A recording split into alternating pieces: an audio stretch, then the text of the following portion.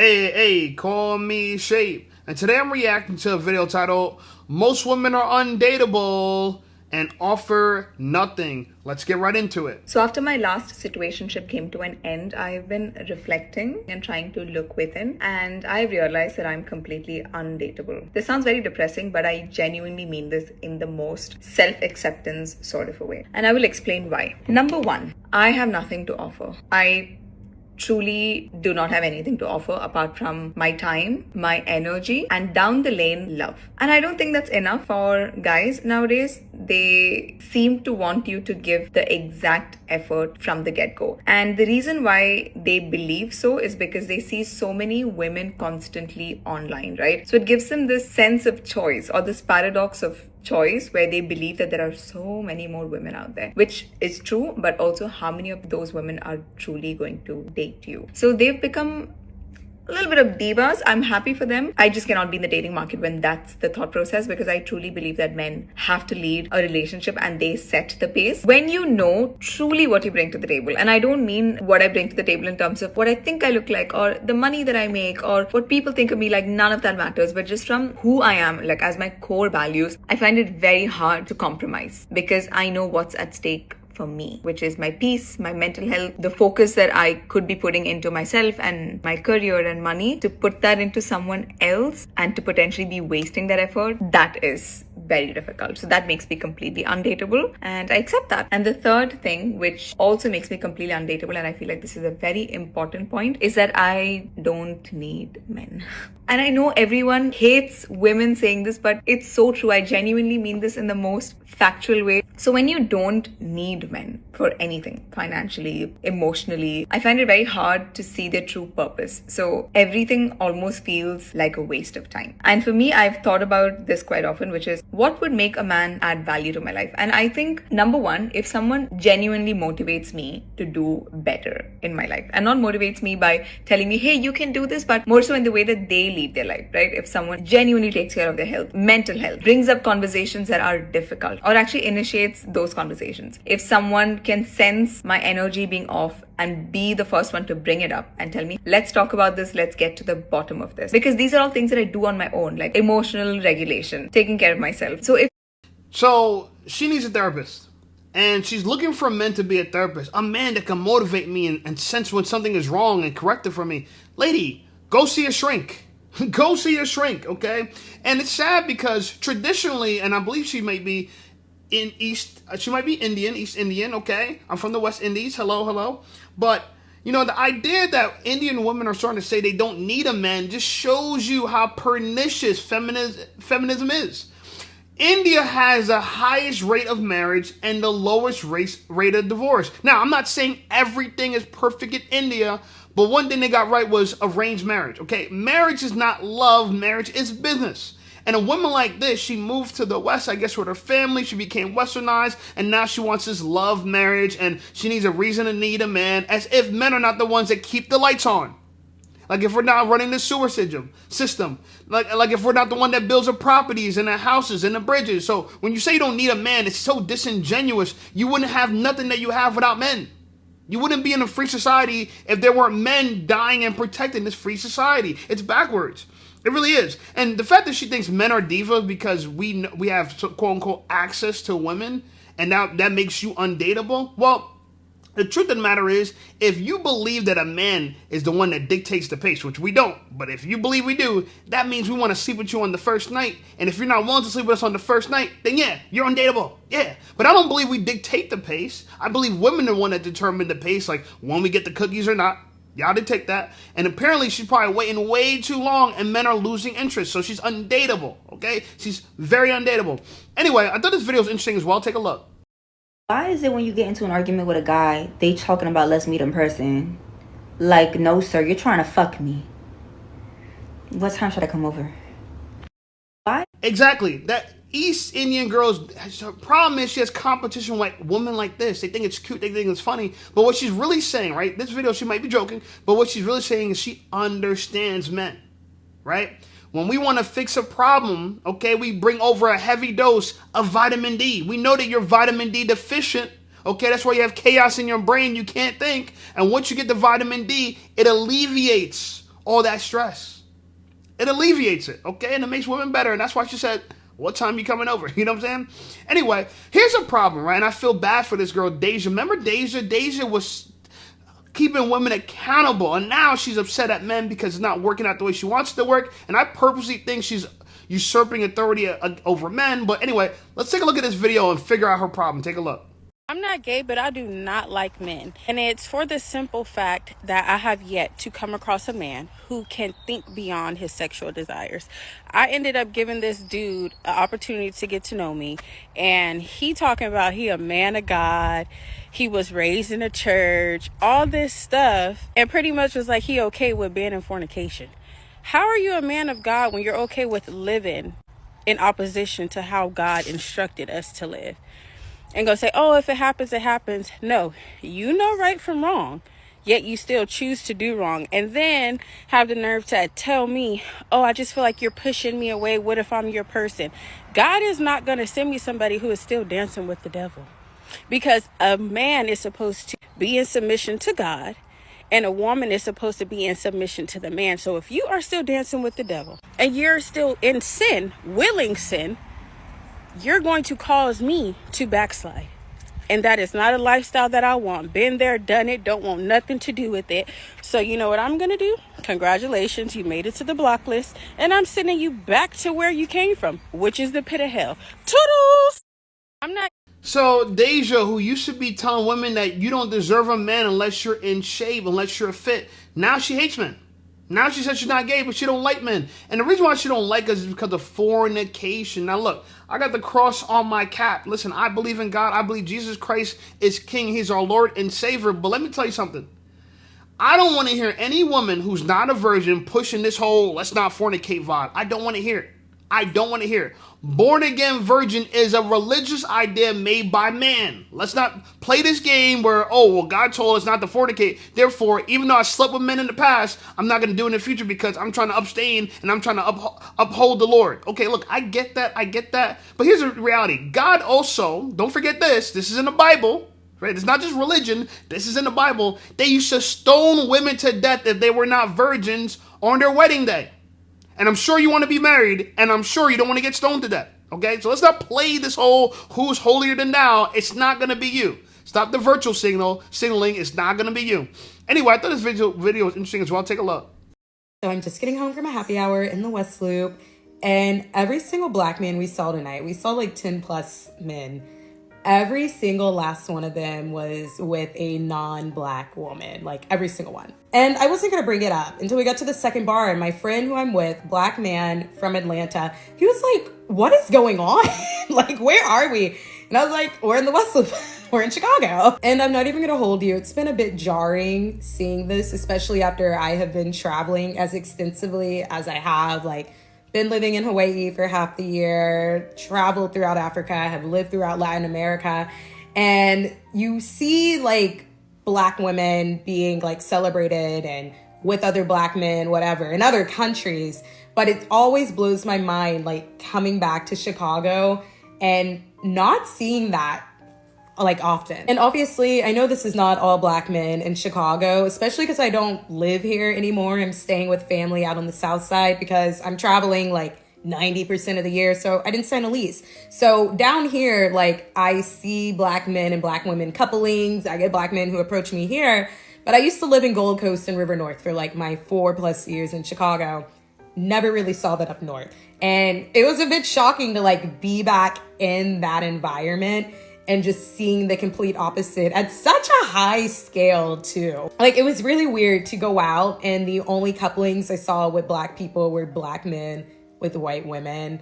All the black women were literally out with the girls by themselves and baddies, like straight tens. And I was just like, I feel like I'm back in Oklahoma, but I don't know. And the funny part about this is the entitlement that black women have in America. Look, I find black women absolutely attractive. I believe her. There's baddies out there in Chicago. But here's the problem. And you said it. You didn't even realize you said it because you came to the different conclusion than I have with the information that you have. So let's look at it. You said you've been to Latin America and Africa where men are celebrating black women. Right? You said that. So what's the difference in Chicago? Because, the black women, I'm sure, looks good in Latin America as they do in Chicago. It can't be the way they look. It can't be because they're black. And it's not because they're black. It's because of culture. Modern women in America are feminized. It's feminism has ruined the Western woman, whether they're black, white, Indian, like the very first video, the girl in the very first video. And I'm saying that because in her mind, it's, something wrong with the men. She's automatically blaming the men in America. As if she takes her Western ass over to Latin America or Africa, they're going to celebrate her. No, they're not. This is what I mean by some women are just so shallow. They just look at the surface. They don't really try to figure out what's going on underneath that. What's going on underneath this? Do we really hate black women? No, we don't. But we hate feminists. And that's what you find here in the Western world. You don't find that in Latin America. You don't. They were raised to serve men and respect men. And that's what happens. I've been to Africa. I'm telling you, that's what happens. Anyway, I thought this video was interesting as well to combat what she's saying. Take a look. Hey, listen up, Safe Squad. Are you tired of being ignored by women? Well, download my free ebook, Be Attractive and Shut Up. It's going to teach you how to master attraction, build unshakable confidence, and win with women without words. Because chances are you're not ugly. You just talk too damn much. So download my free ebook, Be Attractive and Shut Up, and take control of your dating life right now. Now let's get right back to the content. And to my sisters, their whole agenda was centered around making us believe that we were better off without our black men, that we do not need our black men. It's time for us to combat that and not let them win and love you a black man. Undo that trauma, unharden your heart, go to therapy and heal, and allow a black man to love you. And that's exactly what women need to do. You need to heal. You don't realize you were sold a bag of lies, and you just accept it. You never question it. You never say to yourself, is this propaganda? Y'all believe the world's controlled by the white man, but y'all all of a sudden believe that all the information you were given was to benefit you. Right? You don't want to read, you don't want to study, you don't want to research. You just believe what these news outlets tell you. You just regurgitate it. And so many people around the world are fighting with their family members, their friends, their loved ones over things they heard on the news. That's how indoctrinated people are. That's how passive people are to the brainwashing occurring in their lives. That's how passive. They don't go out there and once think to themselves, since when did the world change to love black people and give black people all the correct information for them to succeed? And tell them the truth. Anyway, feminism convinces you that you're better than the black man. You don't need him. And that's far from the truth. And this is why the birth rate has declined. This is why less women are getting married. This is why there's nothing but chaos in the dating market. And majority of women are undateable and offer nothing. Zero. Zilch. Nada. Okay? And even if you got punani, it ain't good enough. It ain't good enough. Anyway, I thought this video was interesting as well as telling the story that I'm telling. Take a look. I'm almost afraid to make this video because I know it's going to be some backlash. But I'm starting to believe that the church is keeping black women single on purpose. I am starting to believe that the black church is keeping black women single. And what I mean by that is, I want to believe in my heart of hearts that when churches have Women's Day, have women's conferences, when you go to these women empowerment, conferences, and they are allowing people to be vulnerable and transparent, and they are sharing how they healed from certain things and how God's word helped them to heal, which is true.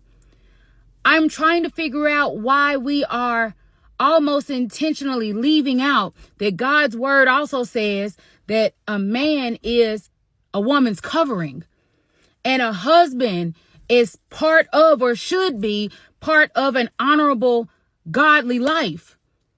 None of that is ever mentioned in a lot of these spaces. There are more women in the church than men. I don't have a problem with women being in leadership because that's needed today.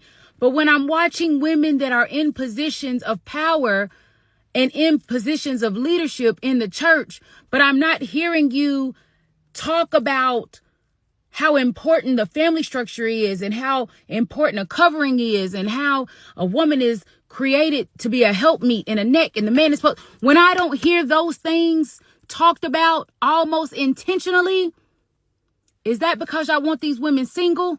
Am I the only one that is starting to feel this way? And this is why in the Bible it says, never let women usurp authority over a man. Every girl that quotes the Bible, they cherry pick. It's unfortunate. They cherry pick it. The Bible is the most cherry picked book out of all of them. It's the most. Y'all accept one thing, but if the things you don't like, you just get rid of them. Right? Like I said, like look at Deja. Deja, oh yeah, the man needs to do this, the man needs to do that. And mind you, she's not a virgin. Now, I'm not saying that the world should condemn her for being a virgin, but you got no footing. What did Jesus say? He without sin cast the first stone. You have no position to condemn everyone else if you're in sin. And here's the reality of when you become the sin of losing your virginity for a woman, you can't get it back. Once a man has penetrated you, and this is why I believe personally they should stone women to death, because you can't undo it. There's a lot of sins you could say, oh, all right, well, don't do that anymore. But the sin of losing your virginity for a woman, it's not undoable. You can't reverse it. Okay? And back in those times, they felt like, all right, well, they're not, get rid of this girl. She's useless. But I'm saying that, like, look, she wants the church not to keep black women single, but also to put black women in leadership roles, which the Bible never suggests that. Never. I think in 1 Timothy 22 or second, one of those, I don't even quote me on it, it's coming to my mind, but in one of the Timothys, it talked about this, right? Never let a woman usurp authority over men. And this is exactly what women want to do, because they think it's needed. It's needed for women to start speaking up because, the world has been under a patriarchy, not knowing the Bible is a patriarchy. How do we know that the Bible is patriarchy? And guys, I'm going to talk about this really quickly because people who are into this type of shit, we know the Bible is a patriarchy, but even when they talk about the lineage of Jesus Christ, who do they talk about the lineage from? The father or the mother? And by the way, Joseph was technically like the stepfather of Jesus Christ. Yeah. But when they talk about Joseph and Jesus being related to King David, was it through Joseph or was it through Mary? It was through Joseph. And that's what a patriarchy is. It is. What the patriarchy is that the lineage, the history is passed through the father. That's why you take your father's last name. That's where your lineage from. The matriarchy is where you take your mother's last name. Anyway, I don't want to get into that, but we're into feminism. Now, this is the feminist final boss. Like, this is the perfect feminist, right? She's a millionaire, and she's responding to some incorrect assumptions because people make comments about her. I thought this video was interesting. Take a look. The sun isn't shining and I'm feeling a little spicy today, so we might as well answer some questions from the comments. Hey, I'm Deanna, retired at 48 years old, and I'm a millionaire, and lots of people have lots of things to say or maybe assume about my situation, so I'd like to take just a moment to answer just a few of the questions in the comments, the ones that get me a little bit heated. Here we go.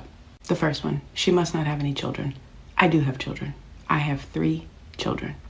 They are currently 29 years old, 18 years old, and 18 years old. They all still live here. They do not contribute to this household. She must have started with at least $50,000. No, I did not. At 42 years old, I had not saved 1 penny towards my retirement. Not 1 penny. I got started. I didn't even start saving at 42. I bought this house that I'm sitting in right now at 42 years old. So I was still accumulating debt. I definitely was not saving, still didn't have my 401k opened. She must have gotten the house or some alimony from her divorce. Absolutely not. We had to sell the house that we lived in order to complete our divorce. We were underwater on that house that we purchased because of the 2008 housing crisis. So we each had to come to closing with a check to complete the deal. Why would I get alimony? I was perfectly capable of working. I just wasn't working because I'd just been severed from my job, but I was still receiving severance pay. So there was no alimony awarded to me. What she's not saying is how much she made. She had to have a big income. I made 6 figures for 5 years. The first year I started at $100,000. 5 years later, when I left my job, I was making $152,000. 5 years. 5 years. Well, look at that house. That's the funniest thing. I live in the Midwest. I purchased this house in 2017. Okay, I don't know if you guys see the pattern that I see, but here's a woman defending herself. And honestly, she's trying to seek, in my personal opinion, validation from the world. Now, why would a woman who's 48, clearly, according to her, very accomplished, been making 6 figures for 5 years, up to the point where she made $152,000 a year, which a lot of men have never earned and will never earn. Why is she defending herself online? I will tell you why. Because women, even if you get all the professional success in the world, your emotions rule you. Bobby Althoff, that girl who laid in the bed with Drake and interviewed her, she's upset that the world thinks she's a smut and that she sleeps with all her guests, and she's crying even though she makes millions of dollars. Ladies, let me tell you something. Y'all think y'all want this professional success and to show off to the world that you're so rich and wealthy and whatever, and you're so established and you don't need a man. But here's a woman who has kids, who was married, who got a house, who got millions, and the only thing she wants to do is respond to the comments, who, by the way, probably are written by middle schoolers somewhere in Pennsylvania. Yeah, that's it. So that's the people she needs to prove herself to. I've learned a long time ago, proving yourself to strangers is a very costly thing, and it might end you up in jail. That's what I learned, okay? So I've learned before, you could think whatever hell you want about me. Think whatever you want. I don't care. Up to you. It's up to you. As long as you keep giving me attention, I'll keep making money, and I'll keep living my life.